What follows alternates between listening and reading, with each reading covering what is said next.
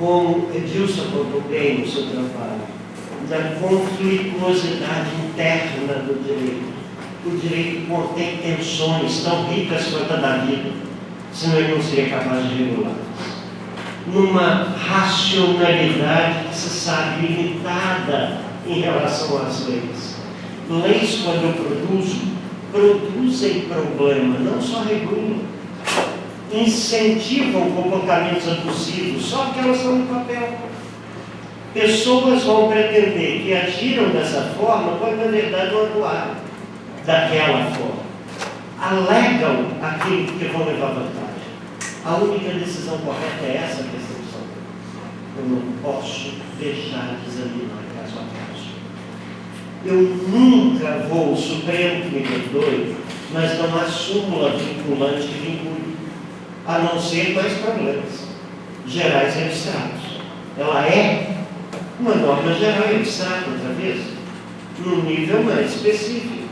E certamente criará problemas mais específicos.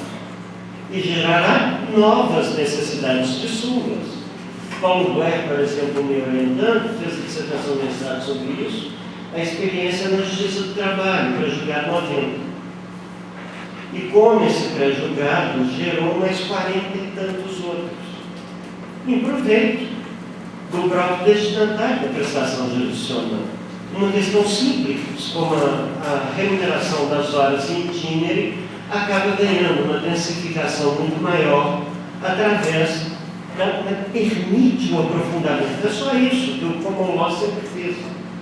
A noção que qualquer juiz de common law tem de que ele não fundamenta uma decisão ao se referir à norma geral e abstrata que ele acredita seja aplicável àquele caso.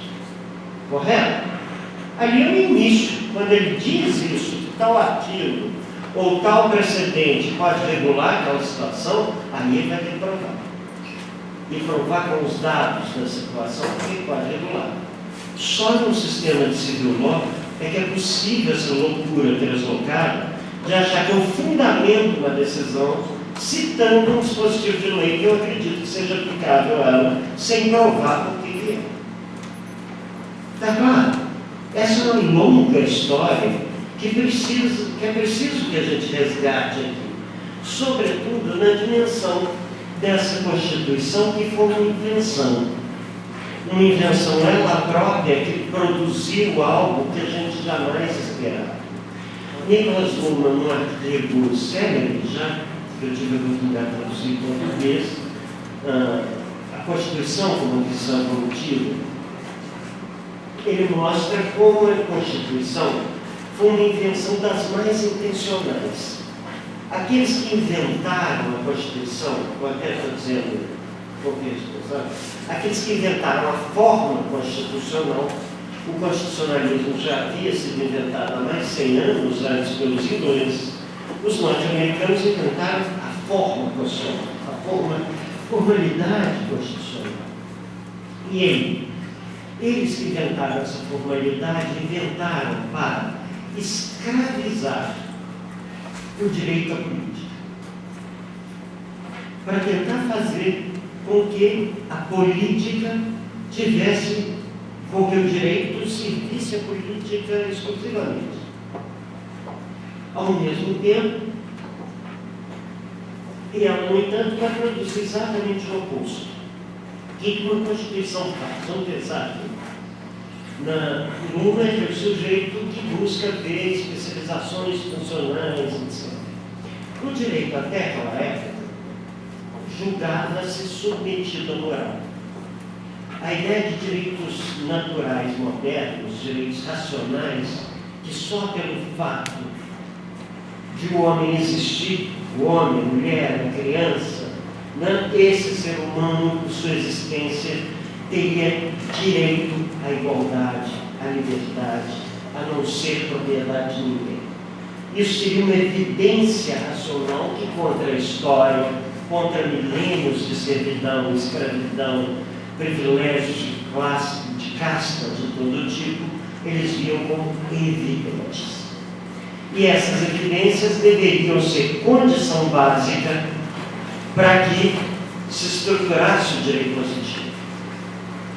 Durante mais de 200 anos isso prevaleceu, até a invenção das constituições no final do século XVIII. Quando se inventou as constituições, fazendo uma distinção entre o direito constitucional, funda o direito, e o demais direito, a ideia de direito natural pode ser dispensada. E o constitucionalismo assumiu o papel de fundamento do direito, que Luma vai pautar. Mas olha, escuta, direito constitucional não é nada diferente de direito. É o direito que funda o direito, um direito que se funda nele mesmo. E os direitos fundamentais, para problematizar um pouquinho mais e talvez chocar um pouco, podemos dizer desde já, se são fundamentais é porque simplesmente nos descalçam. Não fundamentam nada, desfundamentam. O que a gente entende por liberdade? Quando eu digo isso junto com a igualdade? Será que é fazer o que eu quiser, a hora que eu quiser, quando eu quiser? O que eu entendo por igualdade quando eu digo isso junto com a liberdade? Será que por igualdade eu estou querendo dizer que todos nós temos que ter a mesma religião? Temos que ser do mesmo gênero? Temos que vestir a mesma roupa, gostar da mesma comida, torcer pelo time mesmo de futebol, adorar os mesmos deuses? Antes era isso. Na sociedade pré-moderna, os fundamentos eram absolutos, divinizados, e não podiam ser absolutamente questionados. Numa improvável sociedade moderna, a cisão social é evidente. Todos nós sabemos que nossos interesses são diversos e muitas vezes antagônicos. Por isso que o moderno vai colocar esse problema, que para Aristóteles seria uma questão de hospício, esclerose total. O homem moderno vai se indagar como é que nós vamos viver em sociedade. Problematizar isso e delegar esse problema para a política do direito. Para Aristóteles, para São Tomás, para toda a antiguidade e Idade Média, esse não é um problema. O homem só é pensável como ser social. Só um político fora dessa esfera não tem como pensar homem algum. Para eles essa era uma pergunta deslocada, está claro? É o moderno que vai colocar esse problema esclerótico. Ele que sempre viveu em sociedade, coloca uma ruptura com toda a tradição. E uma possibilidade de organização que Edilson está falando. Vamos fazer uma outra. Essa ideia é moderna. Vamos romper com o passado e construir algo para frente.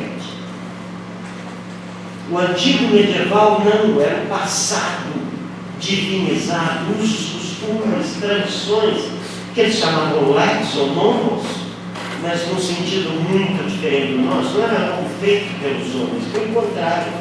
O bom legislador, Solon em Atenas, Licurgo em Esparta, por exemplo, eram aqueles personagens míticos que, na verdade, nada teriam legislado no nosso sentido. Não inventaram nada, não criaram nada, rompendo com o passado e inaugurando um tempo novo. Pelo contrário, esses grandes legisladores foram grandes legisladores porque simplesmente